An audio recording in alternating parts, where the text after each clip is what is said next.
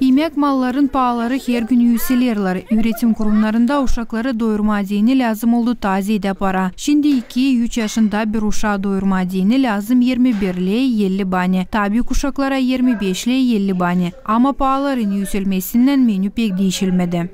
Сейчас в рационе питания детей, конечно, появилось больше овощей. Savaşırız menüde olsun taziyede zarzavat hem meyve, belli ki yanı da balık da var. İlk yazın gelmesinden uşaklar beğenirler yeme zarzavat. Tayileri menümüzde yoktu yeşillik. Biz onları kendimiz buzdolabına toplardık. Ama şimdi taze kabul ederiz. Koyarız onları borca, salatlara hem başka yemeklere.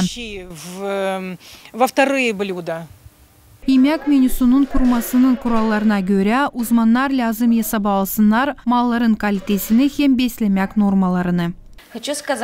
Bizim uşaklar sağlıklı hem besli yemekleri yerler. Uşaklar havezlen yerler her bir işe. Savaşırız sıkça fırında yemekleri hazırlama. Kotletleri pişiririz, börek hazırlarız, sırniki. Çok türlü zapikankaları yaparız. Kirezlen, şeftaliyle, kabakla. Uşaklar beğenirler kruvasan yeme.